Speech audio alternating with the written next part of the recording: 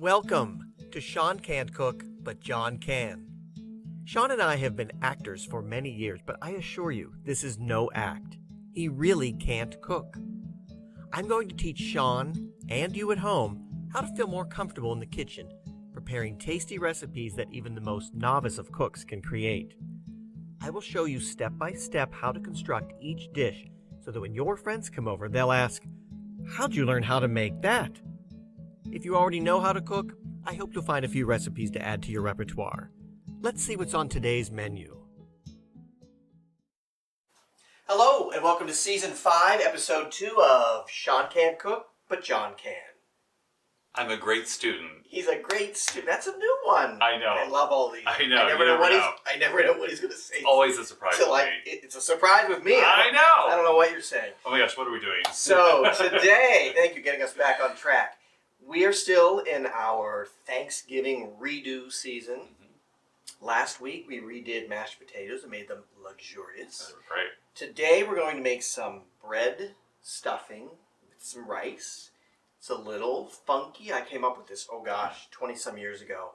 And the first time I made it for my family, somebody said, "Oh, what, rice and stuff? What is this?" And I said, "Wait till you try it."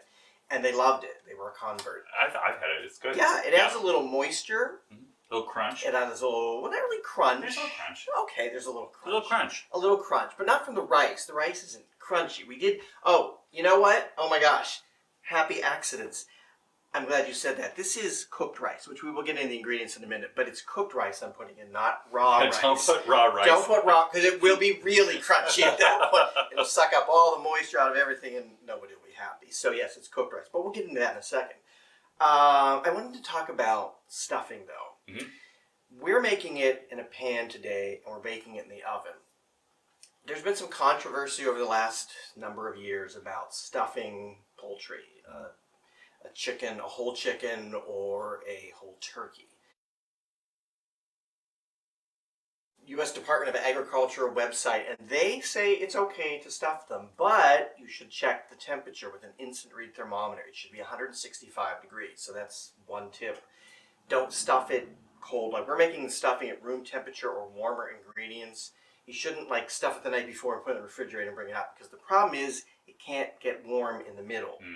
So you don't want bacteria in that. So if you are going to stuff it, go to the website. I encourage you to take a look at it, see what they say, follow their little tips, and you'll be okay. But we're doing it differently today. Yes, we're just making it on the side. Now this also is good for my vegetarian, vegan friends out there who've been clamoring at me, when are we going to have more stuff? Now this isn't quite vegan. I'm using chicken stock. You can use vegetable stock. That would make it vegan.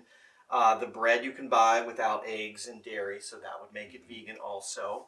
Everything else, I think I'm looking around I think we're okay. I think we're okay. Yeah. So this is, our purposes, we're making sort of a vegetarian version. But if you want the vegan, you can make some substitutes. So we're not going to do the Sean Cam today. I'm sorry. I know you're disappointed with that. I'll be okay. Everyone, I'm all right. He's okay. I'm okay. Because there's not a whole lot of ingredients. So I want to talk about the bread. This, you can buy bread cubes, but I don't know, why would you?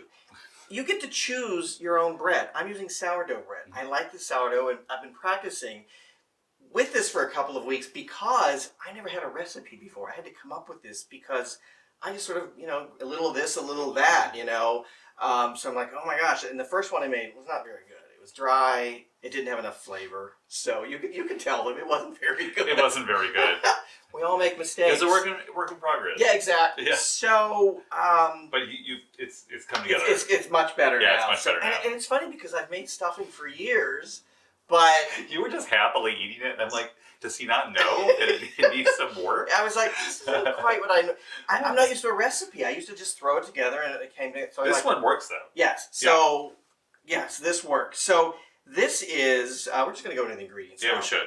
This is we've talked enough, I think. Yeah. 24 ounces of sourdough bread. I found out it was a loaf, it was 1.5 pounds.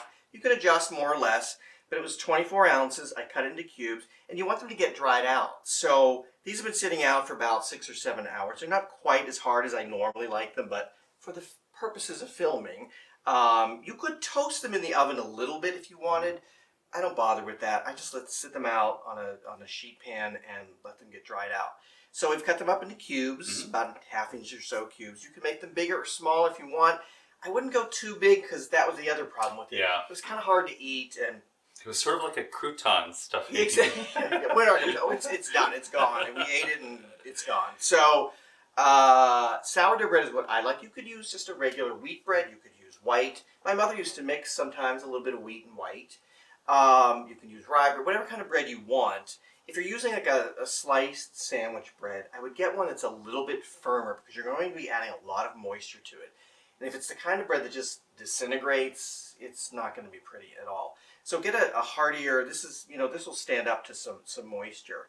So again, whatever kind you want to use. So 24 ounces of that. We're going to start with 2 cups of chicken stock. We might need more. I've got some ready to go. I use low sodium because it's just too salty, I think, without it. I'm not adding salt to this. We're going to taste this after we mix it, and then we will decide if we need a little bit of salt or not. So it's the bread, the chicken stock. This is 1½ cups of cooked brown rice. Loud and clear. Yes, if you want to use wild rice, you could. You want to use white rice. I like the brown. It gives a nice nuttiness to it. This is, or was, because it's gone down since it cooked. This was 1 cup of chopped celery, 1/2 cup of chopped onion that I sautéed for about 5 to 10 minutes over low heat, just to get it softened. You're not trying to. There's a little bit of brown on it, which is good. That's a little flavor. But you're not really trying to toast it. It's just to sweat it a little bit. It's called sweating. I'm sweating a little bit too here now. It's warm. But we got something in the oven, but we can't tell you what that is. That's the next episode. But saute for about 5 or 10 minutes till they're softened. We're going to put that in. Spice mixture. We've got 1 teaspoon of rubbed sage. Oops, they're all falling there together now. 1 teaspoon of rubbed sage. 3/4 of a teaspoon of thyme. These are all dried leaves. 1/2 teaspoon of rosemary and 1/4 teaspoon of freshly ground black pepper. So let's get this all ready to go, and we'll show you how to put it all together. We're just going to put everything in. We're going to sprinkle the spices. Do you put the dry stuff in first? Doesn't matter. Okay. I'm just starting with that because it's there. Right. Do you want that in? Yep, Okay. absolutely. Boy, it's really. Just lump it in. Yeah, you can use a spoon. All right. And we're going to put the brown rice in as well. It's cooked, right? Yes, it's cooked. If you don't know how to cook it, it's on the packages of brown rice. I just prefer the brown over the white. So I just sort of mix this in a little bit while it's dry to get it combined. You just don't want to end up with one big lump of spice.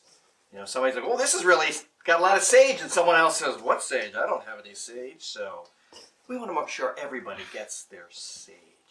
So, All right, now what? we're going to pour this. Go ahead. You can pour that all over top of this. Like a salad dressing? Yes, this is 2 cups. And just, you don't have to be gentle with it. Just pour This it is 2 in. cups? This is 2 cups. Wow. So you want it to be moist enough that it doesn't dry out in the oven too much. So I usually just start mixing. We can bring that back, actually. Oh. We might need it. We might need it. Yes. It's back, everyone. So I can do this up here. I think this is all I'm going to do because we're actually going to get okay. our hands in here All because you want to make sure. Now, the last time I made this, I used 3 cups of stock. And again, I'm having to go along and measure everything as I make this because I'm just not used to a recipe. So, what do I do? So, measure out 1 cup in that little thing. Okay. We're going to add another cup. Oh, Because, you think we do? Yeah, I'm going to put Okay. my hands in, and then you're going to put your hands in because I want you to feel what, it looks like, what it's supposed to be like. At least just So- some eggs. What you're looking for is kind of a wet sponge. That doesn't sound very delicious, but this is the behind the scenes of it all. Right now, I can feel it's a little bit dry. This thing's angled. Is that right? Yeah. So okay. put about half of that in right now. In now? Yeah. Oh, okay. Just half of it. All right. I have to just sort of cast That's fine. a little more. Okay. About half. So that's 2½ cups. Mhm. So it gets a little messy, but your hands really are the best tools. So as you can see, maybe you can hold this pan up as I mix. Sure. So as you can see, it's going down in volume from what it was. Yeah. Which means it's all combining. And I can feel that this is getting, can you hear that? Yeah. It's kind of like a wet sponge. Mm-hmm. Oops. That's all right. Okay, back down. So, this feels pretty good, but you know what? I'm going to have you put in just half of that. Okay. Just a little bit more. It's kind of hard to do this through the eyes of the camera to tell you what this should be like. But as you can see... You can hear it though. That sponge thing is really good. Can you tilt this up again? Yeah. As you can see, the volume keeps going down because it's compacting, it's absorbing the liquid. So again, every loaf of bread is going to be different. This feels, the other bread that I had was probably drier, which means it needed a little bit more moisture.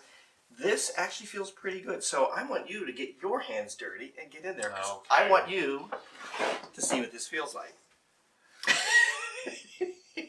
What does it feel like? It feels like a wet sponge. Don't be gentle. You're afraid of Oh, this. it's So it feels like a wet sponge, right? You're making a loaf. You're making I make everything into a loaf. So you understand what that feels like? I now. do. So it's not completely dry, but it's not dripping wet. You don't want a wet sponge. No, it definitely has some texture to it. Right. Yeah. So we took a little out. We're going to taste it. We're going to see if it has enough salt. The chicken stock sometimes has more or less depending on what you're using. So let's just have a little taste and see. You first. It's fine. It's fine. It's fine. It doesn't need any additional salt. That's to your taste, so you might want to put a little in. If you do, that's great. If not, it's good to go.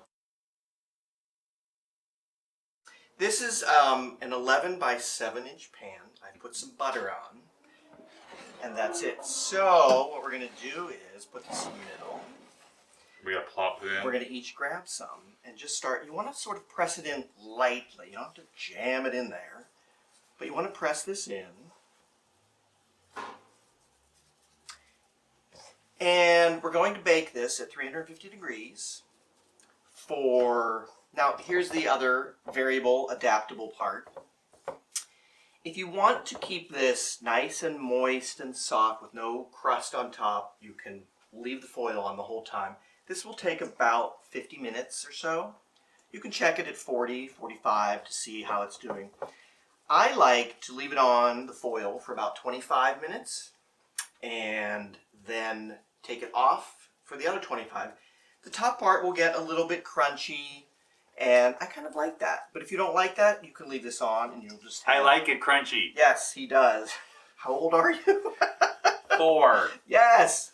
So... I feel 4 doing You just want to pack this down a little bit. It's a nice, even mixture. Cover this with foil, and again, 350 degrees. I'm going to do 25 minutes with the foil on, 25 minutes off, and we'll show you what that looks like when it's done. Be right back.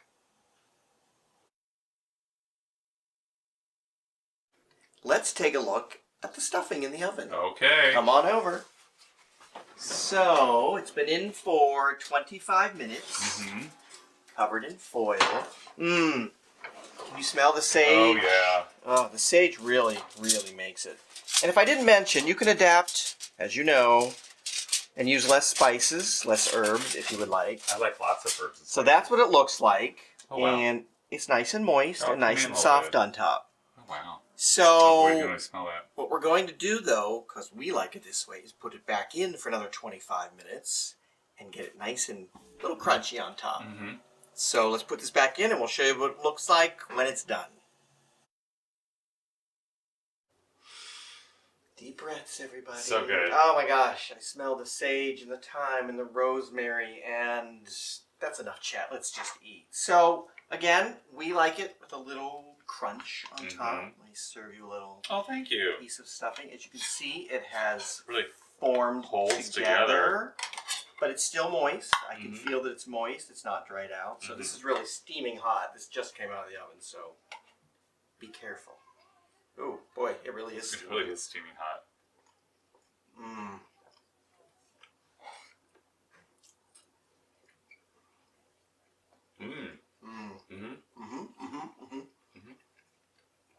We haven't said a word for a while, so it must be good. When I was a child and as an adult, the stuffing was always my favorite part of any big Thanksgiving dinner that we had. I love the turkey, I love the pumpkin pie, and the other dessert we had. But the stuffing is always what I went back to for seconds. So this is really good. I like the rice in addition to this. The flavors are all there. The spices, which you were responsible. You said, no, I was going to cut them back. No. He said, no, I like them, and you're right. This is a good amount of sage, thyme, rosemary. But again, adaptable cooking, you can adjust. So thank you for tuning in. You got your hands messy today, so I gave you a chef's hat today. Yay, I'm a winner. You really got in there and helped out. So subscribe to us down below. Follow us on Instagram, Facebook. Sean can't cook, but John can. Happy Thanksgiving, and tune in next week for our dessert that we're going to make. Yum, yum. And keep cooking. Thanks for watching.